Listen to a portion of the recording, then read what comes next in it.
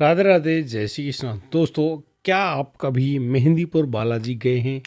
क्योंकि उस मंदिर की कुछ ऐसी मान्यताएं हैं कि वहाँ पर मिलने वाला प्रसाद नहीं खाना चाहिए। और तो और, यदि कोई आदमी या महिला या किसी बच्चे की आवाज़ आपको पीछे से सुनाई पड़ रही हो तो आप पीछे मुड़कर मत देखिएगा।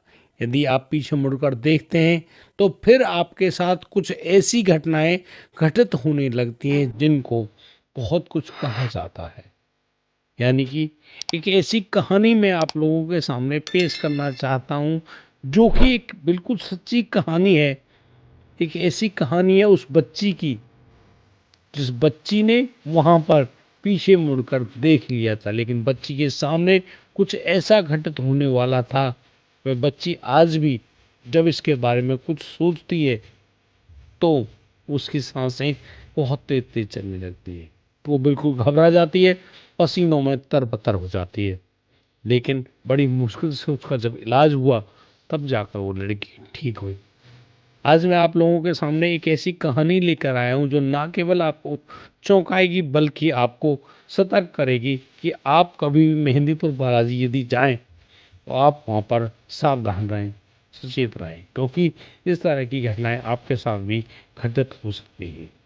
दोस्तों, बिल्कुल भी समय नहीं गंवाते हैं, उस कहानी को शुरू करते हैं। दोस्तों, हमको लाइक और कमेंट करना बिल्कुल मत भूलिएगा। मैं आज आपको बताने जा रहा हूँ उत्तर प्रदेश के अमेठी के एक गांव जिसका नाम जगदीशपुर है। जगदीशपुर की रहने वाली वह लड़की जिसकी उम्र मात्र 10 साल है, नाम है आराध्या। आराध्या अपने माता पिता और अपने भाई विनय के साथ रहा करती है। अभी गर्मियों की छुट्टी पड़ी हुई है और इन्हीं छुट्टियों में वो लड़की आराध्या बार बार अपने माता पिता से कहने लगती है कि तुम उसको कहीं घुमाने क्यों नहीं लेकर जाते। इस बात को सुनने के बाद उस घर के उसके माता पिता कहते हैं, बेटी कोई बात नहीं, तुमने अगर ऐसा कहा है तो हम लोग घूमने के लिए ज़रूर चलेंगे, लेकिन हमको पहले प्लानिंग करनी होगी। और उसी रात जब आराध्या की मम्मी अपनी भाभी से बात कर रही होती है, यानी कि आराध्या की मामी से बात कर रही होती है और पूछ रही होती है कि तुम्हारे बच्चे कहीं घूमने के लिए प्लान करने के लिए कह रहे हैं, तो यहाँ पर आराध्या की मामी भी कहती कि हाँ, जिद तो ऐसी ही कर रहे हैं, तो बताओ तुम्हारा कहीं जाने का प्लान है। तो यहाँ पर जो आराध्या की मम्मी वो कहती है कि आज अब की बार हम लोग मेहंदीपुर बालाजी चलते हैं। बहुत बड़ा मंदिर है, हनुमान जी की बड़ी अच्छी मान्यता है। कहा जाता है वहाँ पर बहुत सारे ऐसे लोग भी होते हैं जिनके ऊपर भूत प्रेतों के साए हैं। उन सब के दुख दर्द वहाँ पर मिटाए जाते हैं। और ये भी कहा जाता है कि यदि कोई व्यक्ति एक बार मेहंदीपुर बालाजी जाए और उस मंदिर में एक बार शीश नवा कर आए, उसके ऊपर कभी भी कोई भूत प्रेत की आत्मा सवार नहीं होती है। इस तरीके की जब बातें हो रही होती है तो उनकी एक ऐसी प्लानिंग बनती है कि वो कहने लगते हैं कि ठीक है, हम लोग मेहंदीपुर बालाजी ही जाएंगे। जब आराध्या को बताया गया तो आराध्या भी राजी हो गई, क्योंकि उसकी मामी भी जाएगी, मामी के साथ उसकी जो बेटी है वो भी जाएगी। और इस प्लानिंग में सभी लोग राजी हो जाते हैं। और फिर आराध्या के जो पापा हैं वो ट्रेन से टिकट कराते हैं मेहंदीपुर बालाजी के लिए। अब जैसे कि राजस्थान में मेहंदीपुर बालाजी एक जगह है, लेकिन रेल सीधी बालाजी तक नहीं जाती। वो एक छोटा सा जो टाउन है वहाँ पर रुक जाती है। वो सभी लोग ट्रेन को बुक के तो उन्होंने कर दी। वो लोग जाते हैं रेलवे स्टेशन, वहाँ से फिर मेहंदीपुर बालाजी के लिए रवाना हो जाते हैं।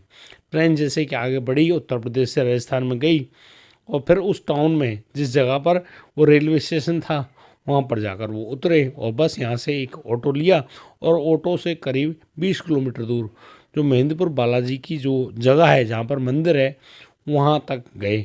वहाँ तक पहुँचने में उनको बिल्कुल शाम हो गई थी। शाम को सफ़र के बहुत ज़्यादा थके हुए उन्होंने एक होटल को बुक किया और वहाँ पर सभी पूरा परिवार 2 कमरे ले लिए। दोनों परिवार उसमें जाकर नहाए धोए बड़ी तसल्ली से। आराध्या अपनी मम्मी पापा और अपने भाई विनय के साथ उस कमरे में रुक गई। विनय आराध्या से छोटा भाई था। दोस्तों, इस तरीके से सब कुछ तो हुआ। अब तो जैसे जैसे सुबह होने वाली थी, आराध्या के पापा ने आराध्या को टाइम से जगाया और कहा, बेटी जल्दी से नहा धो लो, हम मंदिर जाने वाले हैं और जल्दी जाएंगे तो भीड़ बहुत कम मिलेगी। अब यहाँ पर सभी लोग जल्दी जल्दी तैयार हुए और बस मंदिर जाने के लिए वहाँ पर मंदिर के जो रास्ता है, जो पंक्ति लगती है उसमें जाकर खड़े हुए। यहाँ पर कुछ लोग थे, बहुत बड़ी भीड़ नहीं थी, लेकिन कुछ लोग थे। अब तो वहाँ पर जैसे आरती होने लगी, आरतियाँ जैसे होती हैं मेहंदीपुर बालाजी की, वो तो पूरी दुनिया में प्रसिद्ध हैं। क्योंकि जिन लोगों के ऊपर जो नकारात्मक ऊर्जा का, भूत प्रेतों का, पिशाचों का, जिन्नों का जो भी साया होता है, वो सब कुछ नाचने लगते हैं। एक अजीब तरह का माहौल बना होता है। वहाँ पर सामान्य जो लोग होते हैं उनको तो जाने ही नहीं दिया जाता। वो मंदिर के सामने मतलब कि अलग अलग तरह के खेलों को खेला करते हैं। यहाँ पर इस पूरे ड्रामा को देख रही है वो आराध्या। वो कह रही है ये ड्रामा है या सच्चाई है, ये क्या है। इस तरीके से वो सब देखते जा रहे हैं। उन्होंने मंदिर में हनुमान जी के दर्शन भी किए। दर्शन करने के बाद वो वहाँ से वापस आए। लेकिन यहाँ सीधे मेहंदीपुर बालाजी का जो मंदिर है, मंदिर के जस्ट सामने एक राम मंदिर भी है। और वो राम मंदिर है, बहुत सुंदर मंदिर है। तो कहा जाता है कि भाई बालाजी के दर्शन करने के बाद राम मंदिर में ज़रूर दर्शन करना चाहिए। सभी लोग वहाँ राम मंदिर में गए, राम लला के दर्शन करे। दर्शन करने के बाद वहाँ से जैसे वापस लौटे, उनको अचानक याद आया कि यहाँ इस मंदिर में तो चावल के प्रसाद चढ़ता है। उन्होंने चावल लिए और वो आराध्या को और उसकी मामा की लड़की के हाथ में देते हुए कहा कि ये प्रसाद वहाँ पुजारी जी को दे दीजिएगा और मंदिर में वो प्रसाद चढ़ा देंगे। वो बाहर खड़े उनका इंतजार कर रहे हैं। अब तो आराध्या अपनी बहन के साथ मंदिर में नीचे गई, पुजारी जी को वो प्रसाद तो पकड़ा दिया और जैसे वहाँ से लौटने लगी, वो वहाँ से निकल कर आई, ऊपर आई रोड पर, तो वो देखती हैं कि वहाँ पर उनके माता पिता मौजूद नहीं है, शायद वो आगे की तरफ बढ़ गए हैं। जैसे आराध्या आगे की तरफ जाने लगी, उसको पीछे से एक आवाज़ आई, अरे लड़की रुकना, मैं तेरे साथ चलूँगी। आराध्या को लगा कि उसके मम्मी पापा कोई है जो पीछे से उसको आवाज़ दे रहा है। जैसे आराध्या ने पीछे मुड़कर देखा, उसने देखा कि ऐसी महिला है जो कि चुड़ैल टाइप की है, बिल्कुल बाल वाल ऐसे खुले पड़े हैं, बहुत ज़्यादा भयानक रूप में। और अचानक से उस चुड़ैल ने उस आराध्या के गले को यहाँ से पकड़ लिया और जैसे आराध्या के गले को पकड़ा, उसको दबाया, आराध्या के हाथ पैर ऐसे उछले। बहुत सारे लोग आए, उन्होंने उस जो महिला थी, मतलब कि एक ऐसी महिला जिस पर भूत प्रेत का कोई साया होगा, बड़ी डरावनी लग रही थी। लोगों ने उसको बड़ी मुश्किल से आराध्या का गला छुड़ाया। तब तक वहाँ पर आराध्या के मम्मी पापा जो कि दुकान पर सामान खरीदने लग गए थे, वो भी भाग कर आए क्योंकि उन्होंने आराध्या की चीख सुनी। आराध्या को उस महिला से बचा तो लिया गया, लोगों ने उस महिला को वहाँ से भगा भी दिया। लेकिन वो जो आराध्या है वो इतनी ज़्यादा डर गई, इतनी ज़्यादा डर गई कि उसकी पैंट भी गीली हो गई। उसके मम्मी पापा बहुत ज़्यादा हैरान। उन्होंने उस बच्ची को अपनी गोद में ले लिया, बड़ी तसल्ली से उस लड़की को समझा रहे हैं। लड़की की दिल की धड़कन इतनी तेज़, बहुत ज़्यादा। दोस्तों, आराध्या के मम्मी पापा उस आराध्या को लेकर होटल के उस रूम में गए। वहाँ तक पहुँचते पहुँचते आराध्या को बहुत तेज बुखार हो गया था। लेकिन एक समझदार व्यक्ति जब घूमने जाता है तो कुछ दवाओं को अपने साथ लेकर जाता है। उन्होंने वो बुखार की गोली भी दे दी, एक पेन किलर भी दे दी, ताकि उस लड़की को कोई समस्या ना हो, क्योंकि अभी उनको और भी घूमना था। लेकिन आराध्या की तबीयत बहुत ज़्यादा ख़राब होने लगी। वो शाम के समय गए डॉक्टर के पास, वहाँ उनसे इलाज भी लिया। आराध्या अब थोड़ा सा बेहतर महसूस कर रही थी, लेकिन उनको पहाड़ पे जाना था, देवी के उस मंदिर में। लेकिन वहाँ पर आराध्या जाने के लिए मना कर रही थी कि उसके अंदर, उसके शरीर में ऐसी ताकत नहीं है जो ऊपर पहाड़ पर चढ़ पाए। दोस्तों, इस तरीके से वो जो आराध्या है वो वहीं पर रुक जाती है। उसके मम्मी पापा कोई भी वहाँ पर नहीं जाते हैं। अब अगली सुबह तो उनकी ट्रेन थी।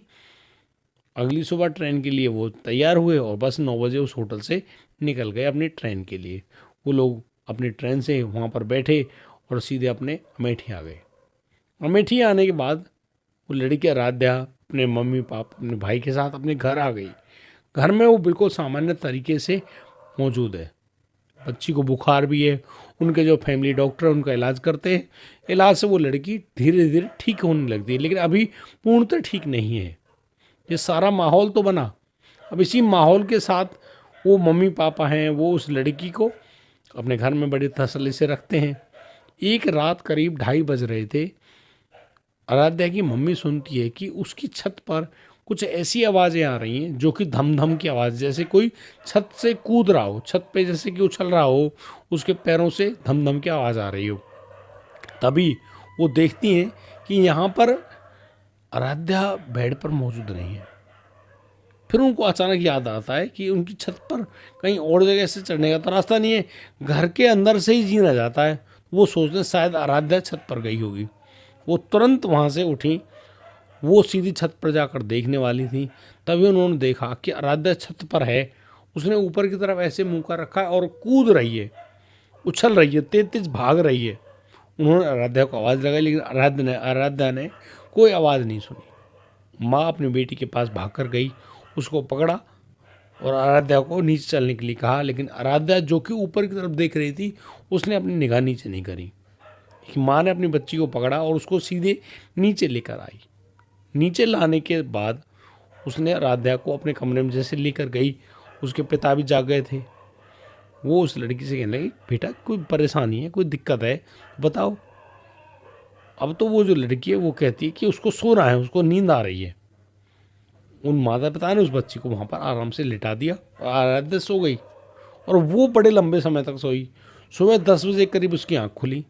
आँख खुलने पर अब वो जो माँ है वो उससे कह रही कि तुम कैसे परेशान थी, रात को तुम छत पे क्या कर रही थी। तो वो लड़की बड़ी हैरानी से कहती है, मैं और रात को छत पे, नहीं मैं नहीं जाऊँगी, मुझे तो बहुत डर लगता है। दूसरे दिन उस लड़की आराध्या को बहुत तेज बुखार हुआ। बुखार के लिए उसके डॉक्टर आए, उन्होंने इलाज दिया, इलाज भी हो गया। लेकिन अब रात को जैसे ही वो माता पिता, उन्होंने उस बच्ची को अपने पास सुलाया उस बेड पर। रात के समय लगभग वो जो माँ है वो देख रही है कि उसकी जो बेटी है वो रात को 2-2:30 बजे करीब फिर गायब हो गई है। और उसकी आवाज़ ऐसे आ रही जैसे वो छत पर चल रही है। माँ जल्दी से भागी, छत पे गई। उसने देखा कि वाकई में आराध्या छत पर ही मौजूद है। लेकिन वो अब यहाँ पर भाग नहीं रही है, चल नहीं रही है, उछल नहीं रही है। वो अचानक से खड़ी होती है और फिर घुटनों के बल नीचे गिर जाती है। वो फिर खड़ी होती है, फिर घुटनों के बल नीचे टेक कर गिर जाती है। इस तरीके से जब माँ उसके पास गई, उसने उस बच्ची को पकड़ा, उसको नीचे लेकर गई। उसने देखा कि उसकी बच्ची बहुत ज़्यादा लहूलुहान हुई पड़ी है, उसके पैरों पे चोट लग गई है। ये सारी चीज़ें ऐसी लग रही हैं। माँ बड़ी घबराई, ये हो क्या रहा है। उसने थोड़ी नज़र वज़र उतारने की प्रक्रिया करी। लड़की ने फिर कहा कि वो सोएगी और वो सो जाती है। माँ ने उसके पैरों पर कुछ दवाई भी लगाई और वो आराम से सो रही है। अगले दिन लगभग 10 बजे के लगभग उसकी आंखें खुलती हैं। लेकिन तब तक वो माँ बहुत ज़्यादा परेशान हो गई थी। वो सोच रहे थे कि भाई कोई इलाज वगैरह हो तो मिले। लेकिन अक्सर ऐसे इलाज थोड़े लेट मिलते हैं, क्योंकि इंसान किसी पर भरोसा नहीं कर पाता है। एक तो वो अपने उस हालात से परेशान, दूसरा किसी पर भरोसा कैसे करे। अब तो उस रात को वो सोए, लेकिन यहाँ माँ ऐसी सोई है, उसका दिमाग बिल्कुल उस लड़की की हलचल पे है कि जैसे ये लड़की हिलेगी या जाएगी तो वो तुरंत उसको पकड़ लेगी। तभी अचानक उसके दिमाग ने, उसकी माँ के दिमाग ने, आराध्या की माँ के दिमाग ने उसको जगाया। उसने कहा कि तू लड़की को देख, लड़की कहाँ है। उस माँ ने जैसे जाकर देखा, उसके बीच में वो लड़की आराध्या मौजूद नहीं है। लेकिन आराध्या कहाँ है, कोई आवाज़, किसी तरह की कोई आवाज़ मौजूद नहीं। वो माँ जागी, उसने लाइट जलाई, आराध्या पूरे घर में मौजूद नहीं। वो तुरंत ऊपर छत पर गई। उसने देखा कि छत की जो मुंडेली होती है करीब 2-3 फीट की, उसके कोने पर एक लड़की खड़ी हुई है। लड़की कोई और नहीं, वही लड़की आराध्या। आराध्या के बाल पीछे की तरफ खुले हुए हैं और वो ऊपर की तरफ देख रही है और कह रही है कि मैं आ रही हूँ, मैं आ रही हूँ, तुम रुको ज़रा। बहुत धीमे से आवाज़ आ रही है। एक माँ से रुकाने का वो तुरंत भागती है और जाते ही उस लड़की को पीछे से पकड़ती है।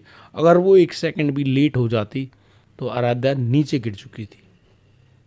वो माँ अपनी बच्ची को पकड़ती है, उसको उठाकर लाती है और नीचे घर लेकर जाती है और फिर अपने पति से कहती है, इस लड़की का इलाज कराइए, नहीं तो इस लड़की को तुम खो दोगे। ये लड़की डरी हुई है, परेशान है। अब बस इस बात के सुनने के बाद वो पिता भी बड़े हैरान होते हैं। उस रात तो वो लड़की सो जाती है, लेकिन अगली दिन में वो एक पंडित जी को बुलाते हैं। उनसे पूछते हैं कि उनकी बेटी बहुत सारी परेशानियों में ऐसी फंस गई है। वो मेहंदीपुर बालाजी गई थी, वहाँ पर डर गई थी। बस उन पंडित जी ने कहा, कोई बात नहीं, आप घबराइए मत, अपने घर में बजरंग मान का पाठ कीजिए। जैसे आप अपने घर में बजरंग बाण का पाठ करेंगे, इस घर में आई हुई सभी नकारात्मक ऊर्जाएं समाप्त हो जाएंगी। और आप बजरंग बाण का 21 बार पाठ करने के बाद रामचरितमानस का एक सुंदर सा पाठ कराइए। जो रामचरितमानस में सुंदरकांड है उसका भी पाठ कराइए, और अच्छे जोर जोर से बोल बोल कर। और यदि आप ऐसा करते हो तो फिर आपकी लड़की या परिवार में किसी पर भी कोई इस तरह का आवेश हावी ही नहीं होगा। चाहे तुम कितनी बार मेहंदीपुर बालाजी जाओ, तुम्हें कोई दिक्कत नहीं होगी। लेकिन इस बात का खास ख्याल रखना कि मेहंदीपुर बालाजी के मंदिर के बारे में जितनी भी मान्यताएं कही जाती हैं वो व्यर्थ नहीं है, वो बिल्कुल सत्य हैं। जैसे कि मेहंदीपुर बालाजी में कोई प्रसाद अगर आपको मिलता है तो आप प्रसाद बिल्कुल मत पाइए। ले लीजिए, कोई दिक्कत नहीं है, लेकिन उसको खाइए मत। और अक्सर लोग ऐसी गलती कर देते हैं। दूसरी मान्यता कि यदि आपको कोई आवाज़ सुनाई दे रही हो जो पीछे से आपको बुला रहा हो, तो आप पीछे की तरफ बिल्कुल भी किसी से ये मत बोलिए, हाँ जी बताइए क्या बात है, मैं सुन रहा हूँ, या कोई भी बात ऐसी मत कीजिए। और दोस्तों, मैं अब आपसे ये बात कहूँगा कि मेहंदीपुर बालाजी एक ऐसी पवित्र जगह है जहाँ पर अपवित्र आत्मा इतनी है कि वहाँ के कण कण में ऐसे भूत पिशाच जिन्न प्रेत पता नहीं क्या क्या हैं भाई। और ऊपर का जो मंदिर है जहाँ देवी का मंदिर है भैया, उसके तो कहने ही क्या, वहाँ तो भूतों का प्रेतों का नंगा नाच होता है। ये चीज़ें तो खुद मैंने स्वयं देखी हैं, और मेरे पास एक ऐसा अनुभव है, जिस अनुभव को आप सुनोगे ना तो पैरों तले ज़मीन खिसक जाएगी। दरअसल खुद हम लोग जब मेहंदीपुर बालाजी गए एक लड़की का इलाज कराने के लिए, तब हमने भूतों की उस ताकत का अनुभव किया। भाई साहब, मेरे हाथ की ये उंगली ऐसे दबोच रही थी, इस तरह से मेरी चीख निकल गई, मैं कांप गया डर के मारे। खुद मैंने ये कहा कि भैया मेरी जान छोड़ दे, तू जो भी है कहीं जा। लेकिन हमारे साथ जो भगत जी थे, उन्होंने तभी कुछ मंत्र ऐसे बोले, पानी सा उनके ऊपर छिड़का उस लड़की के ऊपर, कि अब वो बिल्कुल शांत हो जाती हैं। दोस्तों, यदि आप इस कहानी को सुनना चाहते हैं, ये कहानी किसकी है, कौन वह भूत था, पूरी कहानी मैं आपको बताऊंगा। लेकिन यदि आप सुनना चाहते हैं तो एक सुंदर सा कमेंट मुझे ज़रूर लिख कर दें कि आप सुनना चाहते हैं या नहीं सुनना चाहते। दोस्तों, अब दीजिए मुझे इजाज़त, मिलता हूँ कल, लाता हूँ एक और मेहंदीपुर बालाजी की कहानी। तब तक के लिए आप खुश रहें, मुस्कुराते रहें। राधे राधे, जय श्री कृष्ण।